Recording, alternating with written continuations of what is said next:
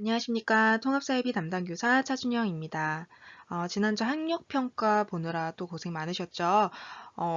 우리가 통합사회에서 배웠던 사회교과에서 배우는 내용들이 어떻게 모의고사에서 문제로 제시되는지 여러분들 한번 볼 수 있었을 거예요. 잘 보셨는지 모르겠습니다. 우리는 지난주에 산업화 도시화에 대한 수업을 진행을 했었고요. 그거에 이어서 생활공간과 사회, 그 뒤이은 수업들을 진행을 해보도록 하겠습니다. 이번 주에는 월, 화, 수가 대면 수업 진행이 되고요. 목, 금에는 다시 온라인 수업이기 때문에 이 수업을 목, 금에 들으시면 되겠습니다. 11월 4주차 수업을 시작하도록 하겠습니다. 자, 이번 생활 공간과 사회 수업은 교통, 통신의 발달로 나타난 변화와 문제점을 살펴보는 소단원 3단원의 내용입니다. 우리가 지난 시간에 온라인 수업에서 산업화, 도시화라는 것의 개념 살펴봤었고, 그에 따른 변화를 살펴보면 그에 따른 어떤 문제점들, 그리고 해결 방안들까지 살펴봤던 거 기억하실 거예요. 과제들도 여러분들 굉장히 잘해주셨어요. 그래서 우리 여러 가지 키워드들 위주로 과제를 했었는데 여러분들이 많이 살펴봤던 게 옥상 정원에 대한 자료라든지 아니면 공동주거와 관련된 그런 자료들, 쉐어하우스 관련된 것들을 많이 찾아주더라고요. 그랬던 이유가 제가 생각하기에는 검색을 했을 때 최근에 이슈가 되고 있는 어떤 문제의 해결 방안으로서 이 두 가지가 굉장히 각광받고 있기 때문에 여러분들이 자료조사를 많이 한 것이 아닌가라는 생각도 들었습니다. 자, 어쨌든 이런 자료조사 잘 해주셨고 더불어서 우리 통계청에서 제시하는 그 시간여행하는 통계 자료들도 살펴볼 수 있었을 거예요. 그래서 우리가 수업에서 살펴봤듯이 산업화 도시화로 변화가 나타나고 있음을 뭐 자동차 등록 대수의 변화, 전기 전선의 변화 혹은 이렇게 1차 산업 종사자와 2차, 3차 산업 종사자들의 수의 변화 이런 것들을 다 통계 자료로 88년도와 2018년도를 비교해 보면서 이런 사회의 변화들이 우리한테 나타나고 있구나를 또 느껴볼 수 있었을 거예요. 여러분들 가능하다면 그거를 여러분들 부모나 다른 어른들과 대화를 하는데 이렇게 활용해 보셔도 좋을 것 같습니다. 그러니까 그런 변화가 나타나고 있다라는 것은 여러분들의 세대와 그 윗세대가 살아가는 시대가 그렇게 많은 변화를 겪어왔고 다른 시대를 우리가 또 살아왔었기 때문에 서로를 이해하기 위해서는 그 시대는 어땠는지 지금의 변화는 어떠했는지를 대화를 통해서 계속해서 살펴나가 보는 것들이 도움이 될 거예요. 그래서 그것들을 대화의 소재로 또 활용해 보는 것도 추천을 드립니다. 자, 이번 주에 우리가 할 것은 교통통신입니다. 산업화 도시화의 영향을 받기도 하지만 교통, 통신의 발달로 나타난 어떠한 변화들이 있을 거고요. 그에 따른 문제점, 그리고 당연히 해결 방안까지 살펴봐야겠죠. 자, 이 수업은 월화수 대면 수업 이후에 목요일과 금요일에 해당되는 수업입니다. 따라서 목요일, 금요일에 수업이 없는 백합반 같은 경우에는 이 수업이 해당되지 않습니다. 백합반은 다음 주에 이 수업이 월화수에 제공이 될 거예요. 자, 어쨌든 여러분들 목금에 해당되는 수업이다라는 거 다시 한번 주의하고 교통통신의 발달, 소단원 3단원을 교과서 같이 보면서 수업 진행해 보도록 하겠습니다. 자, 그래서 교통통신의 발달로 나타난 변화와 문제점을 살펴보기 위해서 우선 교통통신의 발달로 생활 공간이 어떻게 변화하는지 우리들의 삶의 양식의 생활 양식의 변화가 어떠한지를 보고요. 그다음에 문제점과 해결 방안까지 한번 같이 보도록 하겠습니다. 자, 여러분들 교과서에 나와 있는 사례 같이 한번 볼게요. 여러분들 지금 요 열차 보이시나요? 이 사진에 나와 있는 열차는 마주보고 있죠? 이런 식의 만들어진 열차 여러분들 타보셨나요? KTX입니다. 자, KTX는 굉장히 빠른 속도로 달리는 고속 열차인데요. 지금 현재로서는 가장 빠른 열차, 우리나라에서 가장 빠른 열차입니다. 이 열차가 얼마나 빠르냐면요. 서울에서 부산까지의 거리를 얼마에 가냐? 한 2시간 반 정도면은 충분히 간다라고 얘기를 합니다. 자, 2.5시간 안에 서울 부산을 이동시킬 수 있는 이 열차 KTX가 만들어지고 나서 이 사람이 쓴 글에는 여행의 질감이 달라지고 있다라고 얘기합니다. KTX를 타고 가는 사람들은 더 이상 창밖을 바라보지 않는다라고 얘기하죠. 여러분들 이거 타보시면요. 옆에 창밖의 풍경이 보이지만 굉장히 빠른 속도로 지나가기 때문에 그 풍경들을 눈에 담기가 쉽지가 않습니다. 굉장히 빠르게 출발지와 목적지를 잇는 목적 하나로 달리는 이 직선 회로를 달리는 이 열차. 자, 이 열차를 탔을 때 사람들은 방향 감각을 상실하고 그 안에서 단순히 잠을 자거나 바깥을 바라보지 않고요. 잠을 자거나 사물을 보거나 스마트폰을 보는 그런 것들이 일상화되었다라고 얘기를 합니다.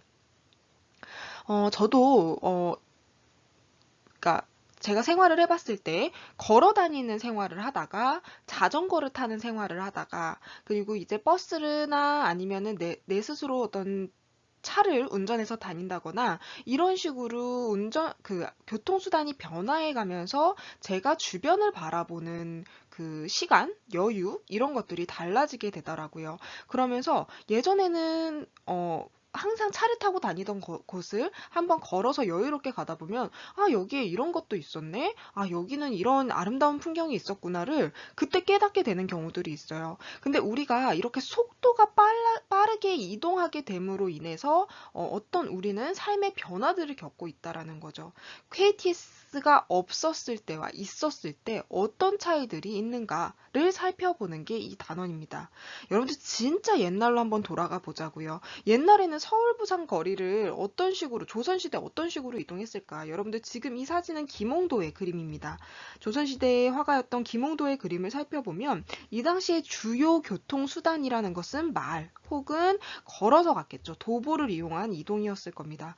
자, 그랬을 때 도대체 서울이랑 부산을 가려면 몇 날 며칠을 걸었다가 쉬었다가 하룻밤 자고 또 걷고 쉬고 하룻밤 자고 이것들을 몇 날 며칠 거듭해야만 서울에서 부산까지 도착을 할 수 있었겠죠. 근데 이제는 우리가 살아가고 있는 이 현대사에는 서울에서 부산까지 그 먼 거리를 단 2.5시간 안에 갈 수 있다라는 겁니다. 굉장히 빠른 시간에 갈 수 있다라는 거죠. 자, 그러면 이런 교통의 발달이 과연 우리에게 어떤 영향을 미치는가? 얻는 것은 무엇이고 잃는 것은 무엇일까? 여러분들 한번 생각해 봅시다. 알죠, 여러분들? 여러분들도 한번 타볼 수 있잖아요. 걸어 다닐 때랑 내가 부모님의 차를 타거나 아니면 뭐 대중교통 버스를 탔을 때 얼마나 빨라지는지, 빨라지면 뭐가 좋을까요? 이동 시간이 단축되죠. 이동 시간을 절약한다? 그럼 그 시간에 뭐랄까? 내가 이동하는 시간을 절약함으로 인해서 그 시간에, 남는 시간에 업무를 더 한다거나 혹은 여가를 내가 하고 싶은 어떤 즐거운 취미생활 같은 것들을 즐길 수 있는 시간적인 여유가 생기게 됩니다. 자, 그러다 보면 사람들이 어떤 더 여유 시간을 확보하게 되는 측면도 장점이 될 수 있고요. 혹은 그 교통이 발달하게 되면 다른 지역을 더 쉽게 갈 수 있죠. 부산에도 여행을 당일치기로 여행도 갔다 올 수 있고 비행기 같은 거 타고 해외로도 더 많이 나가게 됩니다. 자, 그러다 보면 점차 다른 나라, 다른 지역의 문화 체험의 기회도 점차 많아지는 것도 이것도 장점이 될 수 있을 겁니다. 가장 큰 건 이동 시간의 절약이겠죠.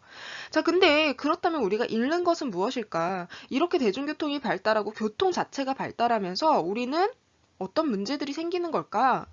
이게 우리의 초점이겠죠. 문제가 생길 거고 그 문제를 해결하는 것들.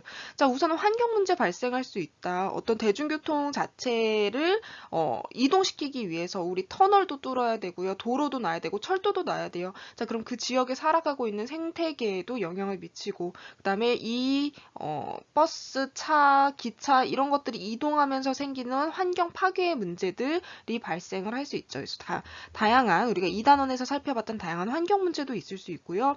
교통량이 많아지면 이런 기차나 그런 것들은 아니지만 차량이 많아졌을 때 교통 정체의 문제들, 차량이 너무나 많다, 혹은 교통 사고가 일어나기도 하고요. 혹은 이런 대중교통이 굉장히 잘 되어 있는 곳, 도로가 잘 뚫려 있는 곳들은 차들의 이동이 되게 많기 때문에 경제적으로 더 발전하지만 그렇지 못한 것들은 또 경기가 침체되면서 지역 격차가 발생하는 문제들도 발생을 할 수가 있다. 자, 굉장히 다양한 문제들이 생길 수 있어요. 지금 현재에도 KTX역이 있는 곳이 경제적으로 더 어떤 이득들을 볼 수가 있는 거겠죠. 그래서 많은 지역들이 이런 KTX역 같은 역을 역과 같은 그런 교통 주요 거점이 되기 위해서 노력을 하고 있기도 하죠. 자, 그래서 이런 KTX와 같은 교통 발달로 우리가 얻는 것, 긍정적인 건 뭔지, 우리가 잃는 것은 뭔지, 자, 고민을 시작하면서 이야기를 해봅시다. 자, 교통통신의 발달이라는 것이 무엇인지 한번 차근차근 이야기부터 그 부분부터 시작을 해야 될 것 같아요. 자, 통신이라는 것 그리고 교통이라는 것 한번 나눠서 생각해 보면 통신은 소식을 전달하는 매체가 어떻게 발달을 해왔는지를 생각하는 거예요. 자, 과거에는요, 어떠한 소식을 전달하기 위해서는 직접 가서 내가 사람이 사람 대면을 해서 전달하는 방식, 직접 소식을 전달하는 방식을 사용을 했겠죠. 자, 그러다가 이제는 편지나 어떤 종이로 대다수의 사람들한테 소식을 전달할 수 있게 됩니다. 그것을 어떤 매체, 신문이라는 것을 활용을 하게 되죠. 어떤 서면을 활용해서 사람들에게 정보 전달이라는 것을 하게 돼요. 자, 근데 이것이 조금 더 시간이 지나고 과학기술이 발전하면서 이것이 뭐 TV라든지 라디오라든지 아니면 전파 같은 형식, 전파의 형식을 이용한 그러한 방식으로 변화를 하게 되죠. 자, 종이를 써서 전달하는 것보다 훨씬 더 대다수에게 뭔가 생동감 넘치는 목소리를 전달한다거나 아니면 사람의 움직임을 전달할 수 있는 이런 방식이 통신의 발달이 이루어지게 된 거죠. 자, 그러면서 이제는 정말 편리한 뭐가 이루어져요? 자, 그쵸. 이제는 통신망을 이용해서 인터넷이라는 것을 활용하게 되죠. 이젠 종이가 없어도 어떤 유선의 선이 없어도 혹은 전파가 되지 않아도 또 통신망을 이용해서 인터넷이라는 것이 이 한 지역에서만 적용되는 것이 아니라 전 세계적으로 어떤 소식을 전달하고 어떤 의사소통을 할 수 있는 그러한 매체로서 굉장히 중요한 역할을 하게 됩니다. 인터넷도 굉장히 다양한 방식으로 활용이 되고 있죠. 자, 이런 식으로 우리는 통신, 전달을 하고 있다.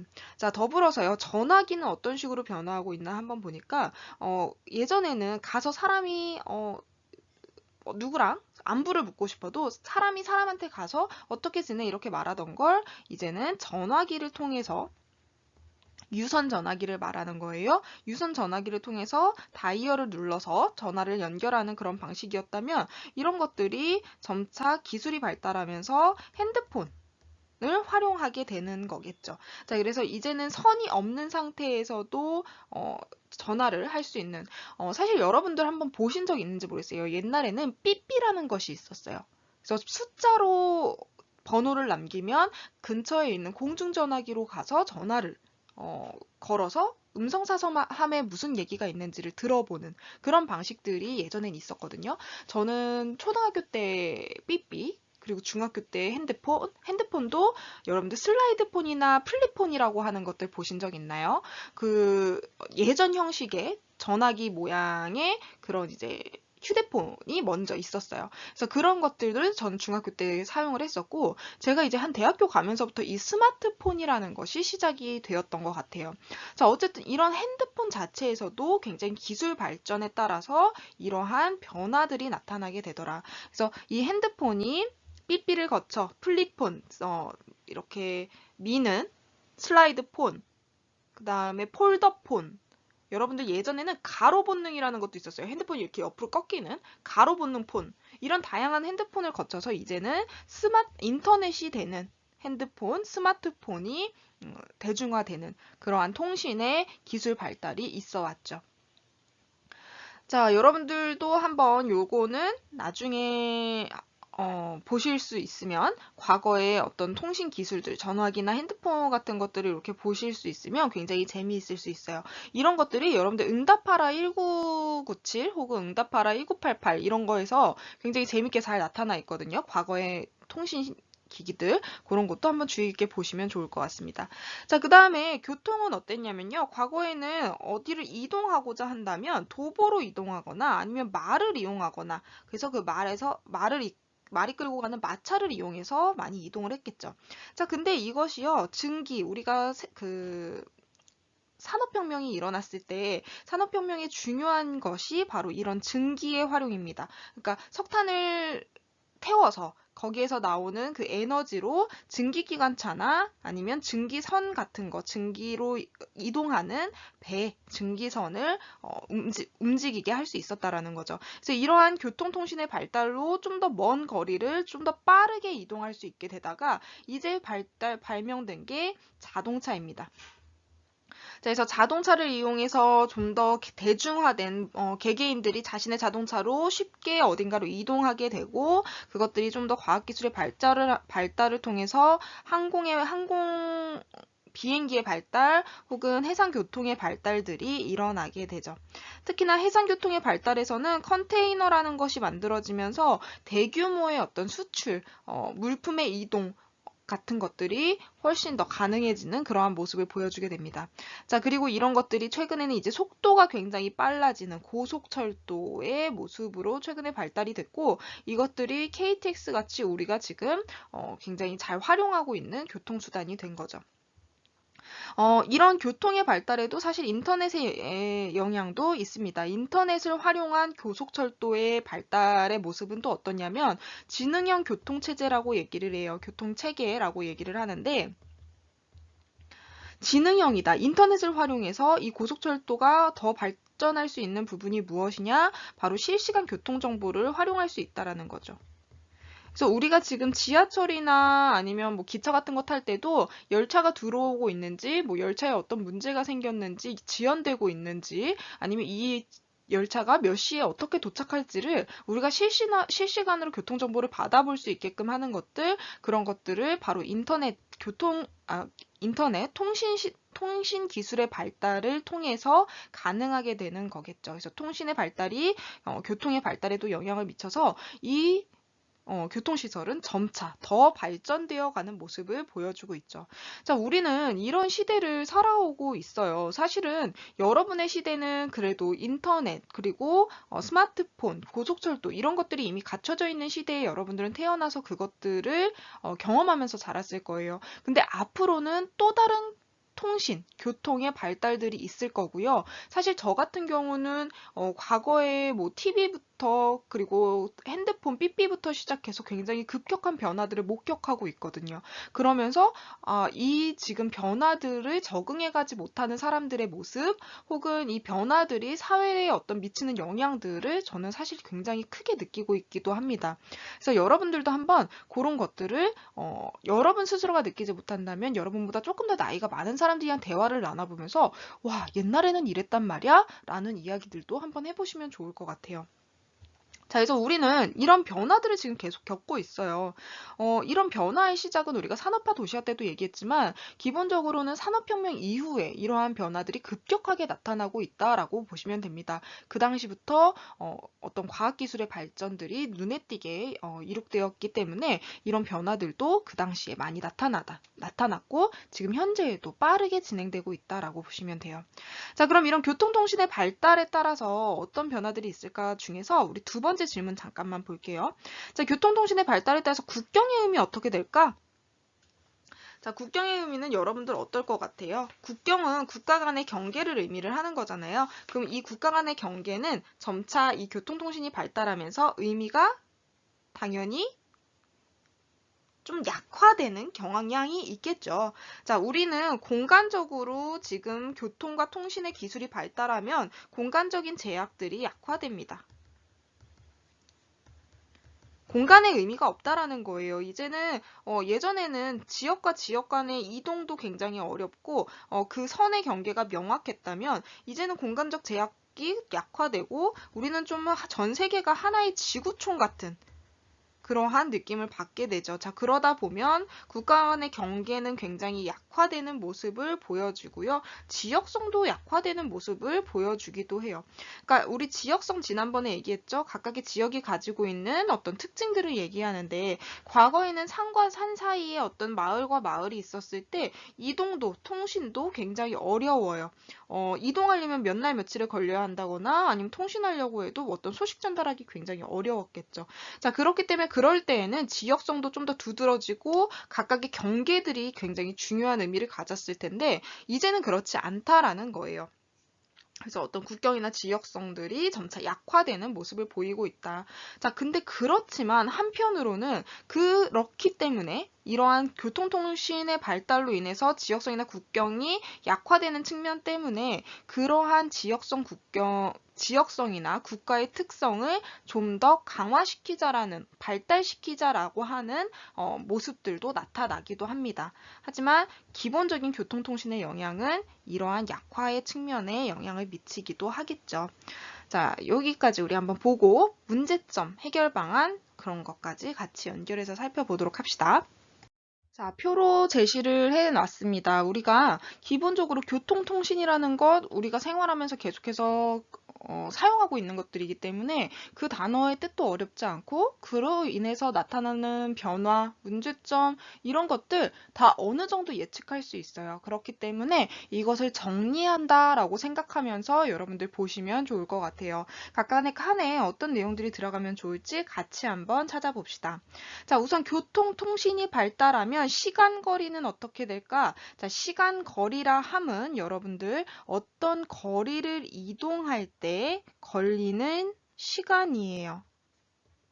그러면 시간거리는 어떤 이제는 KTX 타면 서울에서 부산까지 시간이 짧게 걸리죠. 자, 그러므로 감소된다. 시간거리는 감소되고요. 거기 서울에서 부산 가는 비용들도 어떻게 될까요?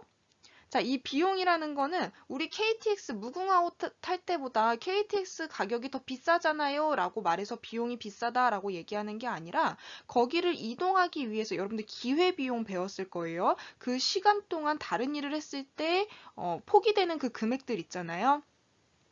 그러니까 우리가 단순히 어떤 거리를 이동할 때 시간이 단축된다라는 것은 그 시간들을 이용해서 다른 일들을 할 수 있다라는 얘기가 되죠.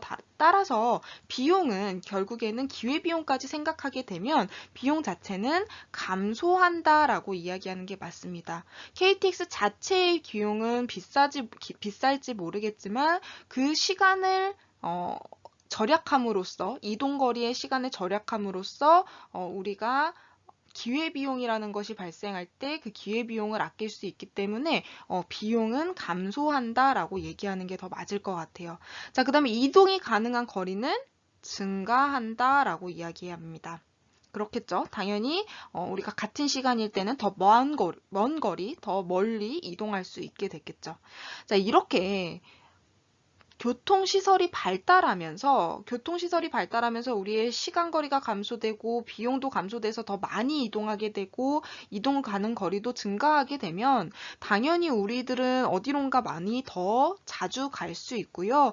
물건들도 더 활발하게 이동시킬 수 있습니다. 사람이나 물자의 이동이 활발해지겠죠. 자, 그러면 사람이 많이 움직인다. 생활 공간 범위는 확대되겠죠. 더 넓은 공간에서 사람들은 살아가게 됩니다. 자, 그 다음에 어디까지가 나의 생활 공간이야 라고 생각하는 인식의 범위 또한 확대가 되겠죠. 그래서 여러분들 예전에는 어떻게 생각해 보시면 되냐면요. 내가 유치원 다닐 때는 나의 생활 공간의 범위가 내가 보통 뭐 내가 자전거를 타거나 내가 대중교통을 혼자 타기가 굉장히 어려운 그 나이 때에는 놀이터, 뭐 내가 사는 공간, 그다음에 유치원까지가 내 생활 공간 범위였을 거예요. 근데 내가 이제 혼자 대중교통도 타고 차도 탈 수 있는 나이가 되거나 아니면 내가 뭐 스스로 기차를 타고 어디 여행을 갈 수 있는 그런 상황이 됐을 때 사람은 내 생활 공간의 범위를 더 넓게 보게 되죠. 그래서 여러분들 지금은 뭐 영동에 놀러 간다든지 홍대에 놀러 간다든지 여러분들 스스로 어디 놀러 갈 수 있고 그것이 여러분들 생활 공간으로서 인식하게 되잖아요. 이런 식으로 교통이 점차 그러니까 교통이 좋아진다라는 것은 이런 생활 공간의 범위를 점차 확대시킬 수 있다라는 이야기가 됩니다. 자, 그러면서 통근권이나 통화권 같은 생활의 영역도 당연히 넓어지겠죠? 광역화될 거예요. 나 옛날에는요, 교통이 너무 안 좋으면 서울에서 춘천까지 출근할 생각 못 했거든요. 근데 이제는 서울에서 춘천까지 ITX라는 굉장히 빠른 철도가 연결이 돼요. 자, 그러면 나 춘천까지 1시간 걸리니까 그 정도는 나 출근할 수 있을 것 같아. 출근이 가능한 거리가 이런 교통통신의 발달로 가능해진다라는 거예요. 자, 그 다음에 이러한 변화들로 인해서 결국에는 대도시권이라는 것이 형성이 됩니다. 자, 그래서 우리 대도시권이 무엇인지 좀 살펴볼게요. 자, 대도시권이라고 하는 거는 뭐냐면 대도시, 우리 결국엔 서울이 대도시일 텐데 그 대도시의 영향권에 있는 그런 영역들을 이야기해요. 그래서 대도시, 광역 어떤 교통망들이 굉장히 발달하게 되면 대도시가 가지고 있는 다양한 기능들, 우리 저번에 도시의 분화 막 이런 것에서도 살펴봤었는데 다양한 기능이 있죠. 상업 기능, 주거 기능, 공업 기능 이런 다양한 기능들이 영향력이 주변 지역까지 점차 확대되어 가요. 근데 그 확대가 그냥 대도시가 워낙 영향력이 있으니까 그게 확대되는 게 아니라 교통이 기본적으로 발달될 경우에 그것들이 확대가 가능한 거거든요. 자, 그래서 대도시가 하나의 형성된 대도시가 주변 지역에 영향을 미치게 되죠. 다양한 형식으로요. 경제적으로나 문화적으로나 사회적으로 어떤 영향력을 행사하고 어떤 지배력을 행사하면서 이런 도시에 의존하기도 하고 이 대도시가 점차 영향을 미치면서 형성되는 이러한 영역을 우리가 대도시권이다라고 얘기를 합니다. 자, 근데 대도시권을 보통 어떤 식으로 얘기를 하냐면 이렇게 중심 도시가 기본적으로 있고요. 이게 서울이겠죠? 기본적으로. 자, 근데 이 대도시, 중심 도시가 주변에 여기에서 벗어나는 조금 교외 지역, 도심에 약간 벗어난 교외 지역과 그 다음에 대도시의 영향권에 있고 그 바깥 지역으로 농촌 지역이 나타난다 보통 이런 식으로 얘기하는데 자 이런 지역일 때 여기까지 하루 동안 왔다 갔다 통근이 가능하다.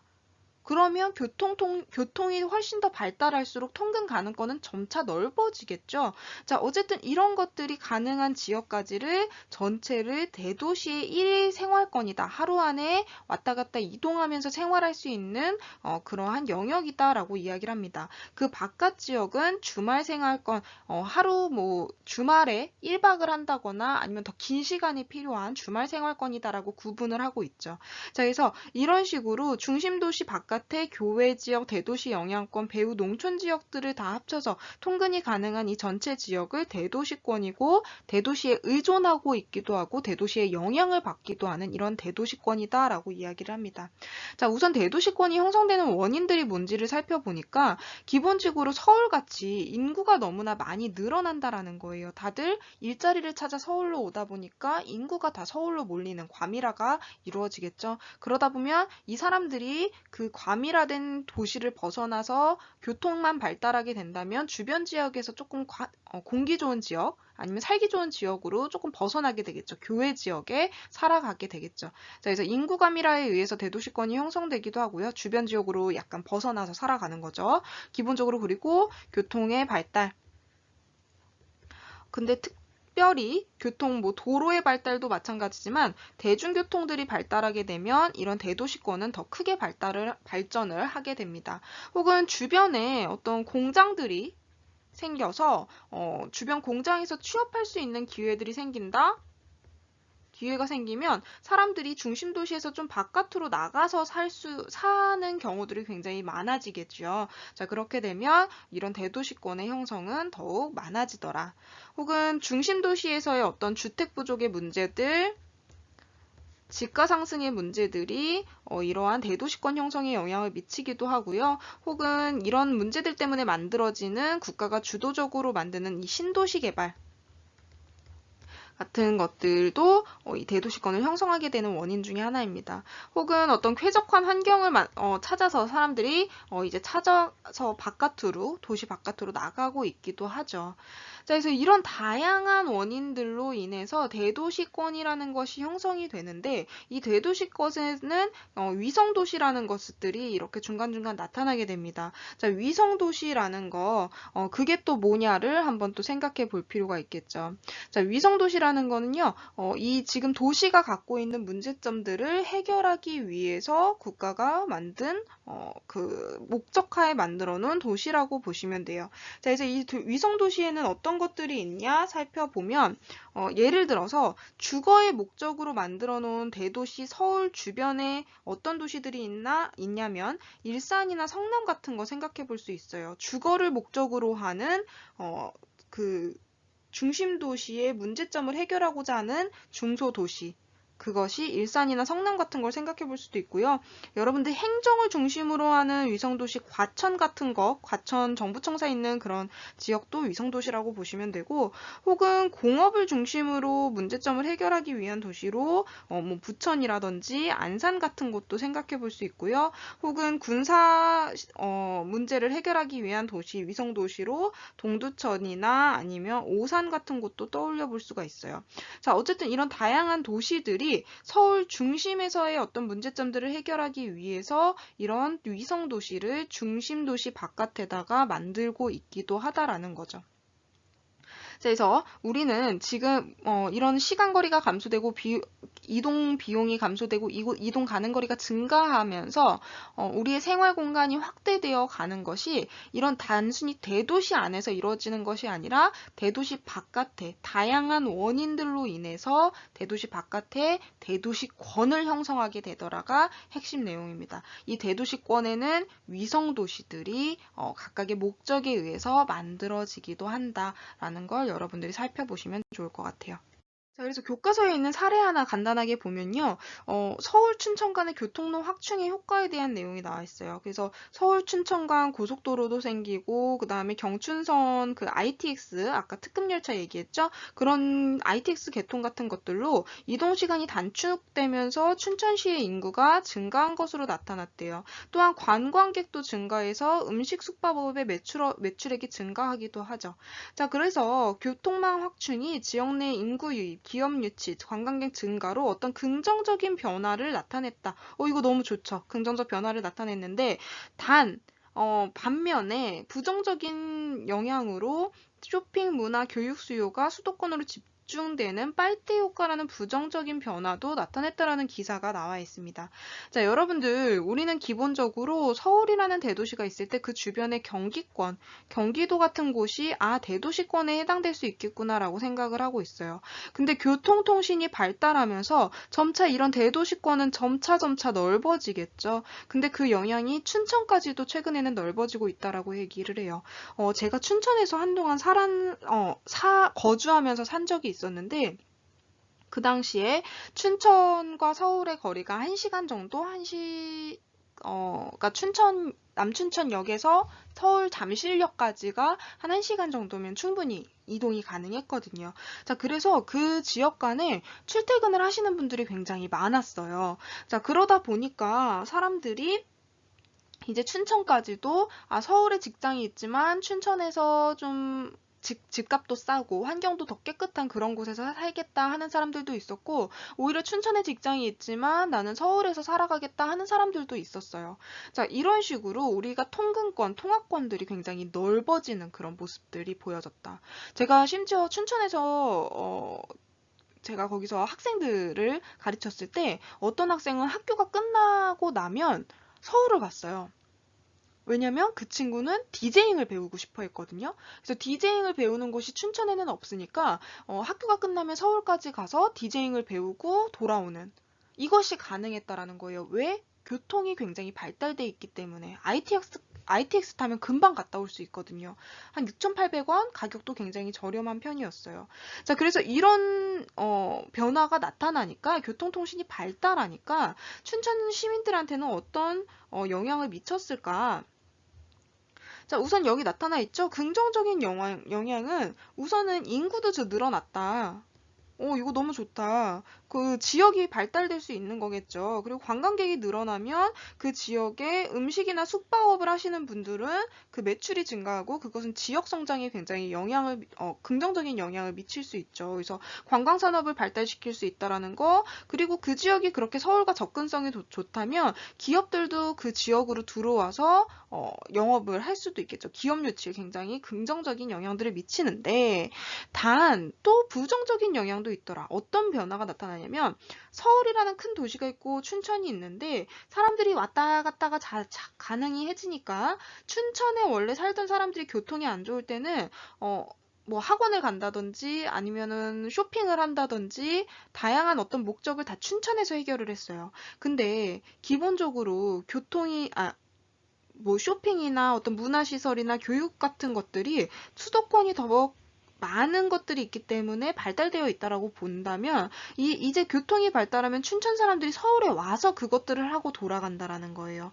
그러니까 음식 숙박업은 매출이 증가하지만 반면에 여기 나와 있듯이 쇼핑이나 어떤 문화 혹은 교육 이런 것들은 오히려 수요가 줄고 이것들의 매출이 감소하는, 왜냐면 사람들이 다 수도권 가서 하니까. 그래서 이걸 뭐라고 얘기하냐면 빨대 효과다라고 이야기를 합니다. 자, 왜 빨대 효과냐? 빨대로 훅 빨아들인다라는 거예요. 대도시가 이 큰 상권이 이 작은 상권, 주변 중소도시의 인구나 어떤 자본들을 하고 빨아들인다, 흡수한다 라는 뜻입니다. 그래서 오히려 이런 교통의 발달이 이러한 빨대 효과라는 부정적인 결과도 나타나게 되더라. 그래서 그 춘천에 있을 때 학생들이 시험 끝나면 이 친구들도 춘천에서 우리 놀러 가자, 춘천에도 명동이 있거든요. 춘천 명동 가자 하는 게 아니라 야 잠실 가자, 잠실 가서 롯데월드 가자 이런 식으로 다시 서울로 이동하는 모습을 보여줘요. 교통이 발달했기 때문에 장점이 될 수도 있죠. 문화를 즐길 수 있다라는 장점은 있지만 춘천 입장에서는 그것이 이런 교통, 문화, 교육에 있어서 수도권으로 이런 모든 부분이 집중되면서 오히려 빨대 효과가 나타나는 그런 모습들도 부정적일 수 있다라는 거죠. 자, 그리고 우리 아까 전에 이 부분 살펴봤고요. 그럼 이제 국내적으로는 그런데 국제적으로는 어떤지도 같이 살펴봅시다. 국제적으로는 이동이 어떠할지. 자, 어떤 물건을 만들기 위한 원료나 그리고 만들고 난 그 상품, 노동력 이런 것들이 점차 세계로 이동이 확대되어 가겠죠. 이제는 일자리 찾으러 해외의 일자리, 해외 취업 같은 것들도 훨씬 더 기회가 많아지기도 하고요. 자, 그 다음에 여러 국가에 걸쳐서 영업하거나 제조 거점을 두고 세계적인 범위로 영업하는 기업, 우리 그걸 다국적 기업이라고 이야기하거든요. 자, 이런 다국적 기업들이 활동을 하기 시작하고 전 세계를 대상으로 그것들이 공간적인 분업을 통해서 전 지구적으로 어떤 부분들을 배치해요. 기업에 그걸 배치하는데 여러분들 이거 통합사회 A 시간에 배우는 것 같더라고요. 본사나 보통 연구소 같은 거는 어디에 많이 짓는다라고 하죠? 이런 다국적 기업이 대도시나 선진국에 많이 이런 것들을 짓게 되죠. 반면에 공장, 지사 이런 것들은 신흥공업국이나 개발도상국, 개발도상국 에다가 그것들을 짓게 되겠죠. 왜냐? 거기가 훨씬 더 인건비가 싸고 이러한 공장들을 짓기에 훨씬 더 여건이 좋기 때문에 이런 본사와 그 다음에 공장들을 그러니까 이렇게 공간적으로 분업시키는 모습들도 나타나는 변화 중에 하나더라. 전 세계적으로 대상으로 하는 이런 기업들은 우리나라 삼성 같은 경우도 그렇죠. 그래서 공장들이 뭐 베트남이나 이런 곳에 굉장히 많이 지어져 있기도 하고요. 국내에는 본사나 연구소 같은 거 위주로 지어져 있는 그런 모습들이 나타나기도 하더라. 자, 그 다음에 해외 자본이 국내 유입 및 국내 자본의 해외 송금이 활발하게 이루어진다. 우리 이거 뭐라고 하냐면 국제, 지금 잘 안 보이죠? 국제 금융거래라고 한마디로 얘기할 수 있을 것 같아요. 자, 그래서 통신이 발달하다 보니까 이것이 통신 기술을 이용해서 온라인 뱅킹 같은 것들이 이제 국제적으로도 다 활발하게 이루어지기도 하죠. 그리고 통신의 어떤 발달들이 어떤 비트코인이나 이런 새로운 어떤 국제 금융거래의 흐름들을 보여주기도 하고요. 그래서 이런 변화들도 계속 나타나고 있더라. 자, 그 다음에 어떤 교통의 발달은 장거리 이동이나 해외여행의 기회를 당연히 증가시키겠죠.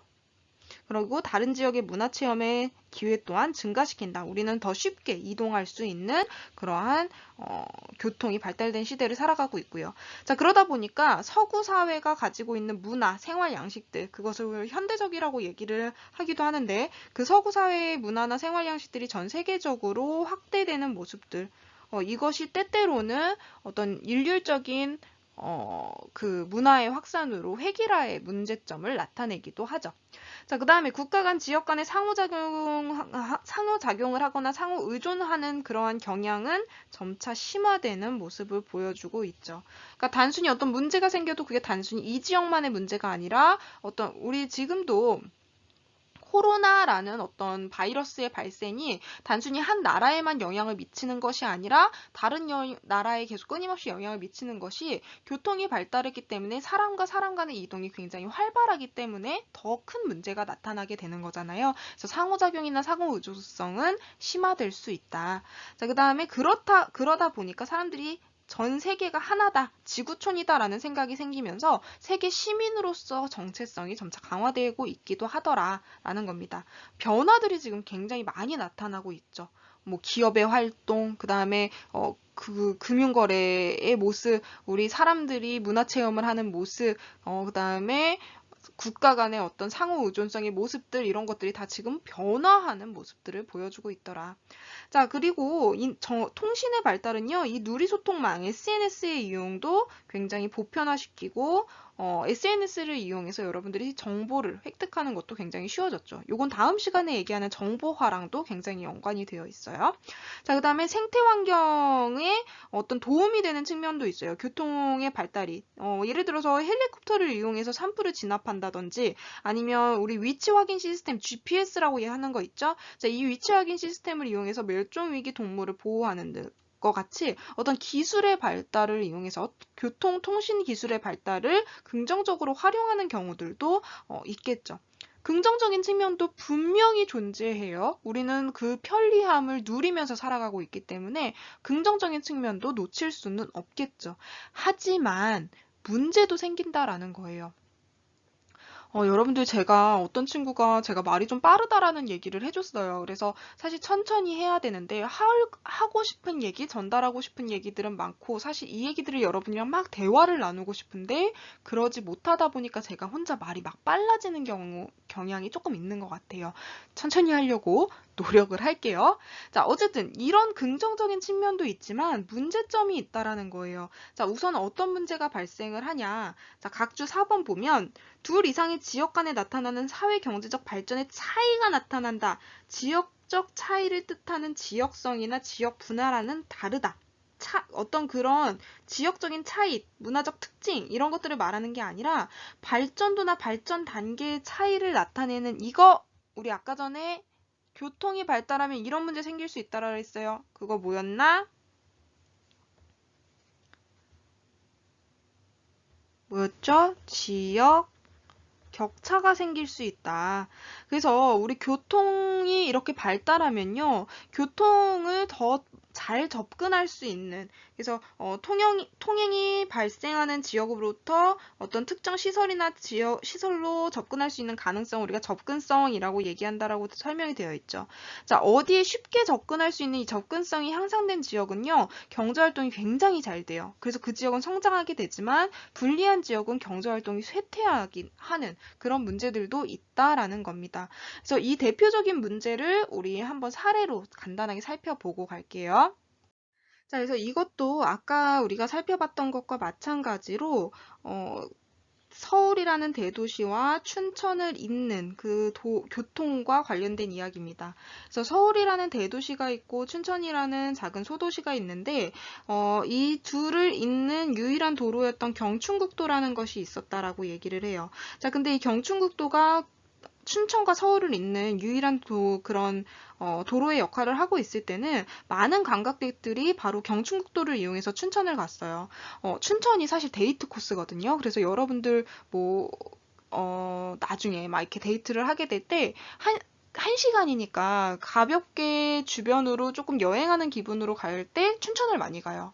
가면 뭐 막국수나 닭갈비 같은 맛있는 것도 있고요. 거기 뭐 절도 있고 소양댐도 있고 어떤 자연을 느낄 수 있는 어떤 코스들도 있기 때문에 많은 사람들이 춘천을 여행지로 많이 가게 됩니다. 그래서 관광객들이 거기에 갈 때 이 경춘국도를 이용하게 되면 가는 길에 좀 맛있는 거 먹고 갈까? 이래서 이 주변, 경춘국도 주변에 있는 식당들, 상권들이 살아날 수밖에 없어요. 자, 근데 2009년도에 춘천 고속국도가 개통을 하면서 이 경춘국도의 통행량이 급감했대요. 여러분들 여기 지금 1일 평균 통행량을 살펴보면 2006년, 2009년 이때까지는 굉장히 높은 수치를 보이다가 서울 춘천 고속국도 개통하는 7월 이후에 갑자기 급감하는 모습, 통행량이 굉장히 적어지는 모습들 볼 수 있죠.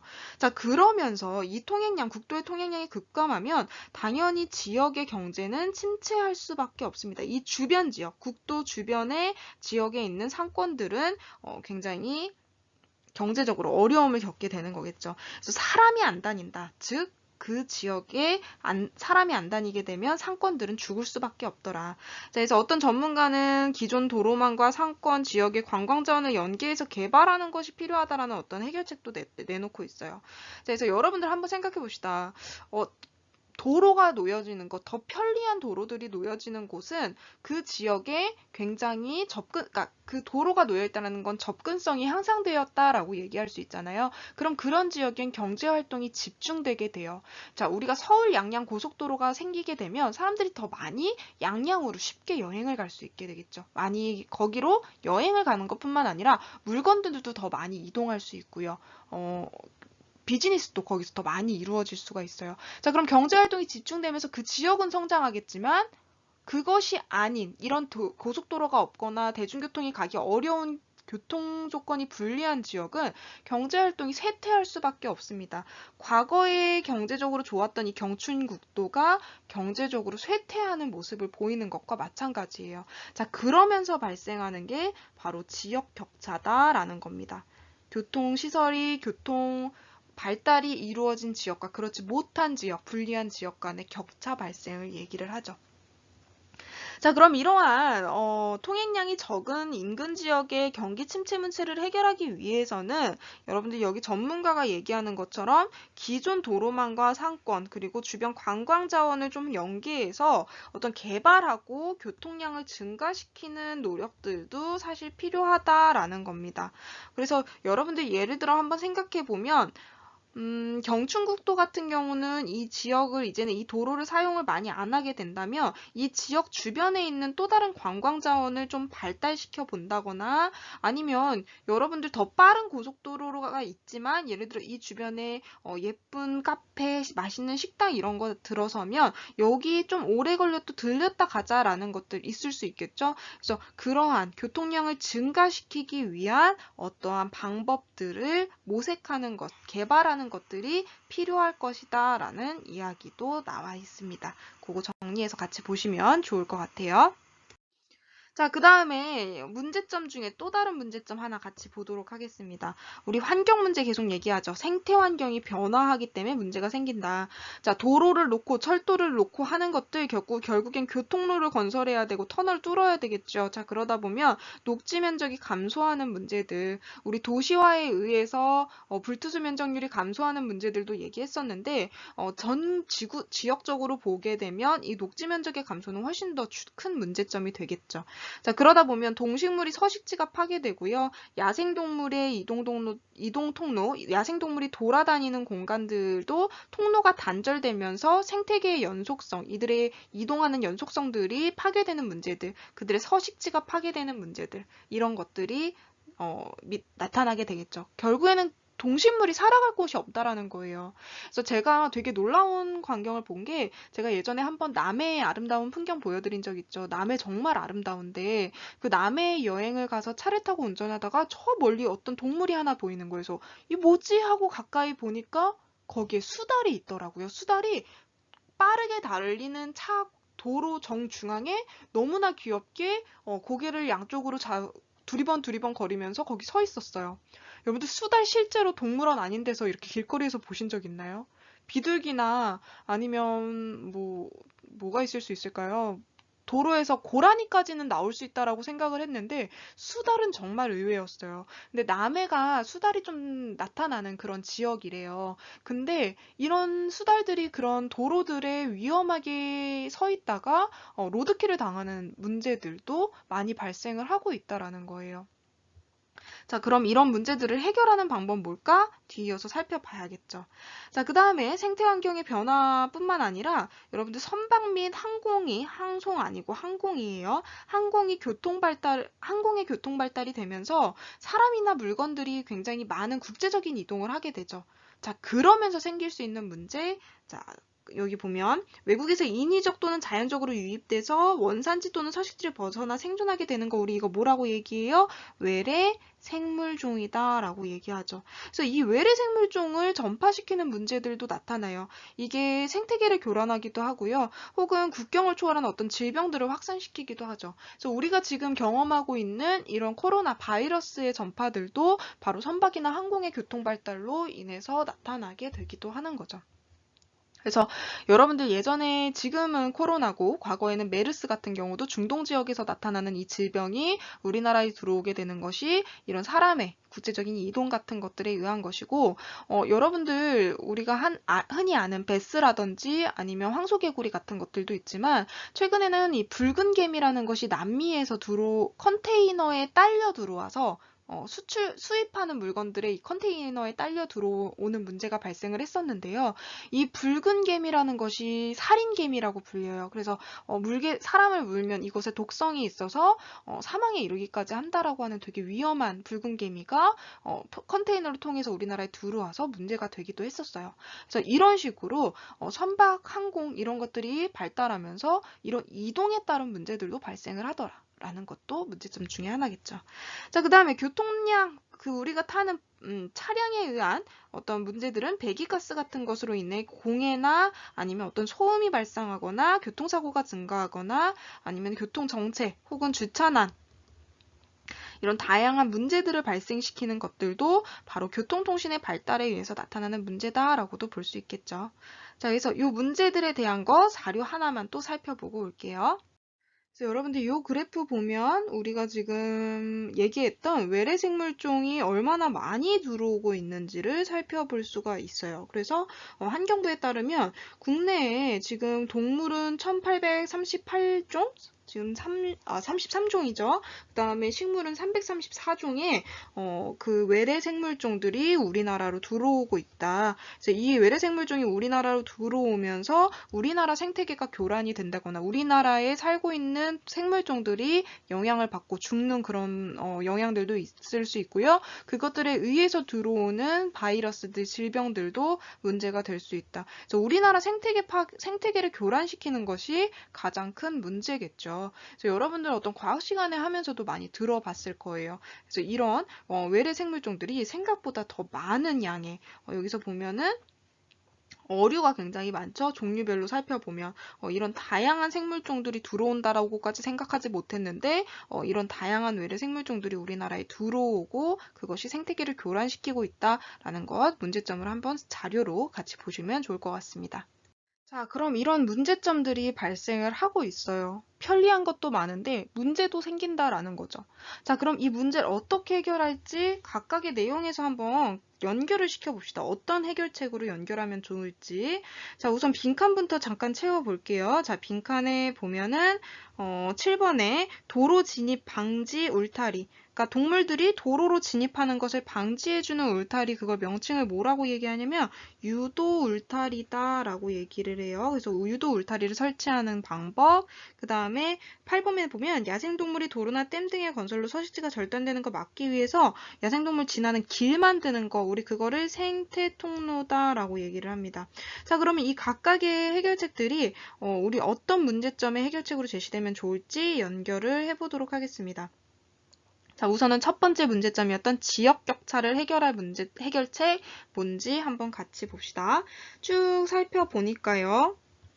뭐가 있나요? 지역 격차를 해결하기 위한 문제, 여러분들이 한번 찾아보세요. 지금 두 가지 보이죠? 자, 우선 첫 번째, 여기 딱 보이네요. 지역 경제를 활성화하는 정책 해야겠다. 그 다음에 하나 더, 지방 중추 도시권을 육성하는 사업을 실시하겠다. 자, 여러분들 아까 전에 얘기했듯이 각각의 지역들이 교통이 발달된 지역을 중심으로 경제가 성장하는 모습들을 보여왔어요. 자, 그러면 서울을 제외한 어떤 다양한 어떤 큰 도시들, 교통이 발달된 지역들을 중심으로 경제가 굉장히 성장해 나갈 텐데 그 지방의 지방 자체에 도시만뿐만 아니라 그 주변을 우리가 도시권, 대도시권이라고 얘기한 것처럼 지방 중추도시를 중심으로 한 그런 중추도시권들을 육성하는 사업을 하자. 주변 지역까지 경제적으로 육성하는 사업을 하다 보면 이 주변 지역은 교통이 발달하지 않아서 낙후되어 있을 수 있는 것들을 같이 경제적으로 성장시키는 그런 모습들도 나타날 수 있겠죠. 혹은 이런 큰 도시뿐만 아니라 다양한 지역들, 소도시들, 지역 경제의 활성화를 시킬 수 있는 정책들이 필요하다. 그래서 최대한 지역의 격차들이 발생하는 것들을 막는 이런 정책들이 필요하다라는 것 두 가지 해결책으로 제시되고 있고요. 자, 그 다음에 생태환경의 변화로 나타나는 첫 번째 이 문제에 대한 해결책은 또 뭐가 좋을까요? 아까 전에 얘기했지만 바로 그쵸.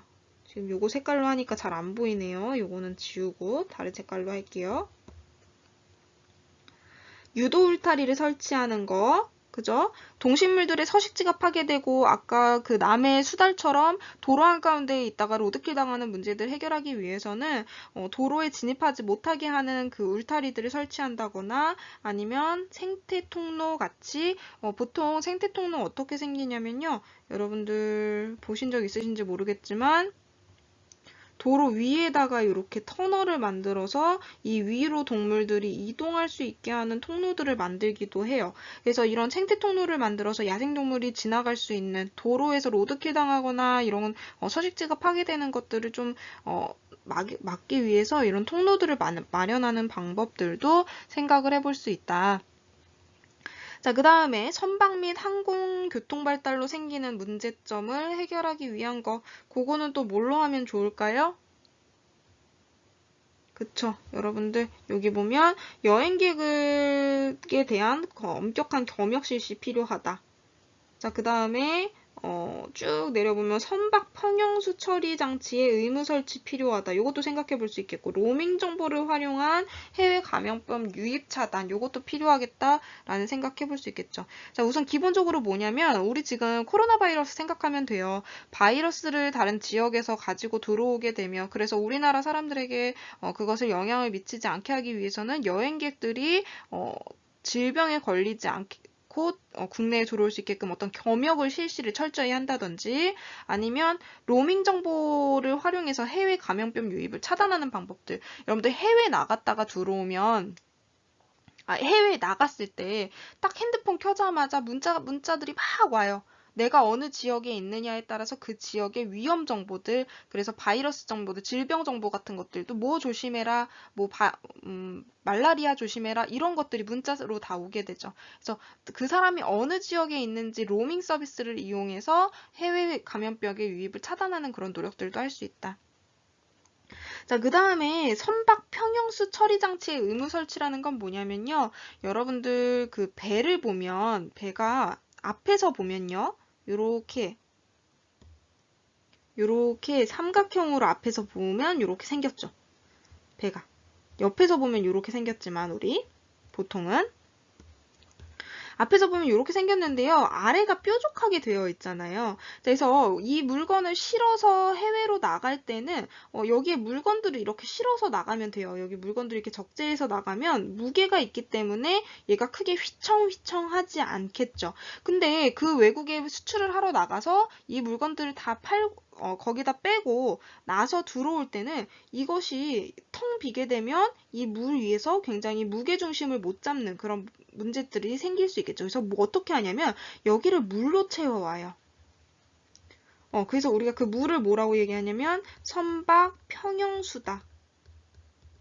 배를 평형을 맞추기 위해서 넣는 물이다. 선박 평형수를 넣어서, 그러니까 해외에서 물건을 빼고 거기에다 선박 평형수를 넣어서 돌아오게 된다라는 거죠.